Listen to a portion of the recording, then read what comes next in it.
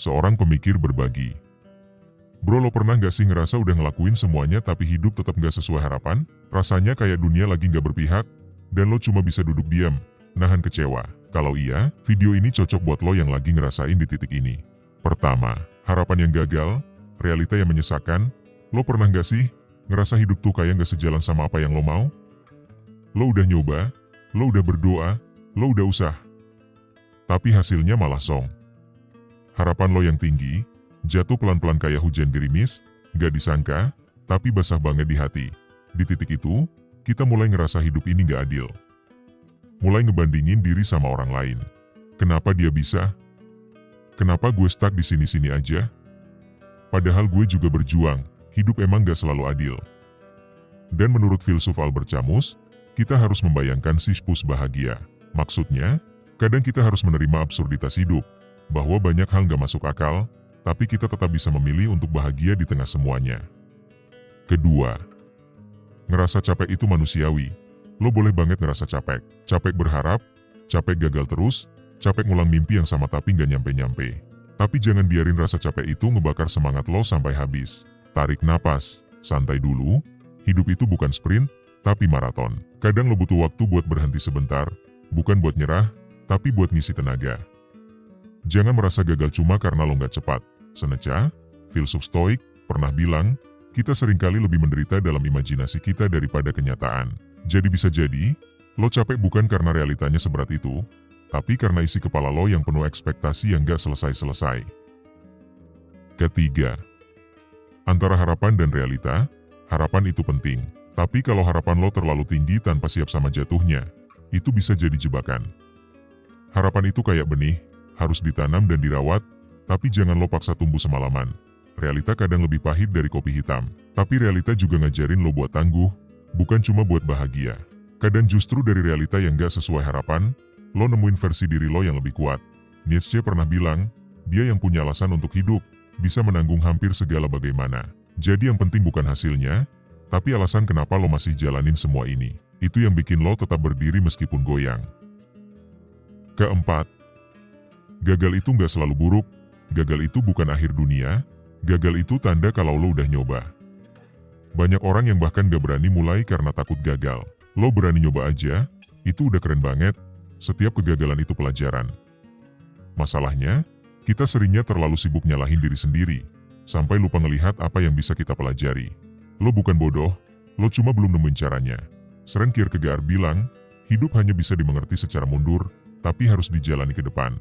Mungkin sekarang lo belum paham kenapa harus gagal, tapi suatu hari lo akan ngerti, dan lo bakal bilang, oh, pantesan dulu gue harus lewat itu. Kelima, orang lain gak selalu lebih bahagia. Di era sosial media, semua orang kelihatan bahagia, tapi yang lo lihat itu cuma potongan. Lo gak tahu drama di balik senyum itu. Jangan ngebandingin highlight hidup orang lain sama behind the scene lo sendiri. Lo bukan mereka, dan mereka juga gak hidupin realita lo. Jadi wajar kalau lo ngerasa beda. Hidup lo valid, struggle-nya valid, luka lo valid. Jangan remehin diri lo cuma karena orang lain terlihat lebih berhasil. Epictetus bilang, bukan hal-hal yang mengganggu kita, tapi penilaian kita terhadap hal-hal itu. Jadi jangan biarin penilaian lo terhadap hidup orang lain ngerusak ketenangan lo sendiri. Keenam, kalau semua gagal, mulai lagi dengan pelan. Lo nggak harus mulai dari besar. Kadang yang lo butuh itu cuma langkah kecil. Jalanin aja satu-satu. Yang penting, jalan. Hidup itu bukan soal cepat-cepatan, tapi soal terus jalan walau pelan. Mulai dari satu niat kecil. Satu perbaikan kecil. Gak apa-apa lambat, asal gak berhenti. Marcus Aurelius pernah nulis dalam Meditations, jangan menghabiskan waktu lagi berdebat tentang apa itu orang baik. Jadilah orang baik. Maksudnya, daripada mikir terus gimana caranya bangkit, langsung aja mulai. Pelan, tapi pasti. Ketujuh, toxic positivity versus real positivity. Kadang lo denger, ayo semangat terus, lo pasti bisa, tapi itu malah bikin lo makin kesel karena lo ngerasa sendirian dalam struggle lo. Itu namanya toxic positivity. Lo nggak harus selalu positif. Lo boleh sedih, kecewa, takut. Positif itu bukan soal selalu senyum, tapi soal berani hadapin kenyataan meskipun perih. Carl Jung bilang, apa yang tidak kita sadari, akan muncul dalam bentuk takdir. Jadi penting banget buat jujur sama diri sendiri. Akui emosi lo. Jangan dipendam. Itu langkah awal untuk move on. Kedelapan, punya harapan itu nggak salah, harapan itu bikin lo punya arah. Tapi kalau lo terlalu terikat sama hasil tertentu, lo bisa kecewa berat. Harapan boleh, tapi jangan jadi beban. Harapan yang sehat adalah yang fleksibel. Kalau gagal, lo masih bisa nyari jalan lain. Plato pernah bilang, kebijaksanaan dimulai dengan keajaiban. Kadang kegagalan itu bukan akhir, tapi pintu buat sesuatu yang lo nggak sangka sebelumnya. Asal lo cukup sabar buat lihat maknanya. Kesembilan, gak harus kuat sendiri. Jangan ngerasa lo harus lewatin semua ini sendirian. Curhat ke teman, keluarga, atau bahkan nulis di jurnal itu bukan tanda lemah, tapi bentuk kekuatan. Lo gak harus jadi superhero yang selalu tegar. Berbagi beban bikin beban itu lebih ringan.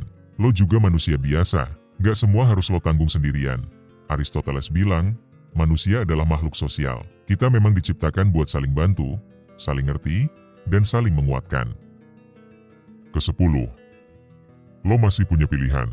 Ketika semua rasanya gelap, ingat ini, lo masih bisa milih. Milih buat bertahan, milih buat bangkit, milih buat pelan-pelan pulih. Hidup gak selesai sampai lo berhenti ngelangkah. Lo gak bisa kontrol semuanya, tapi lo bisa kontrol respon lo. Dan itu cukup buat mulai dari awal lagi. Jean-Paul Sartre bilang, manusia dikutuk untuk bebas. Artinya, meski berat, kita selalu punya tanggung jawab atas pilihan kita sendiri. Pilihlah untuk tetap hidup, tetap waras, tetap berharap. Gue cuma mau ingetin bro. Hidup gak akan selalu sesuai harapan. Tapi itu bukan berarti hidup gak bermakna. Justru di tengah ketidaksempurnaan itulah kita tumbuh. Kita belajar ngerti arti syukur, arti sabar, dan arti kuat yang sesungguhnya. Lo bukan satu-satunya yang rasa begini. Tapi lo bisa jadi salah satu yang bangkit, meski pelan. Karena hidup itu bukan soal hasil akhir, tapi soal perjalanan. Khalil Gibran bilang, kesedihan menggali sumur terdalam di dalam hati kita, dan dari situlah kebahagiaan bisa memancar. Jadi, kalau sekarang lo lagi sedih, percaya aja, bahagia sedang nyari jalan buat datang.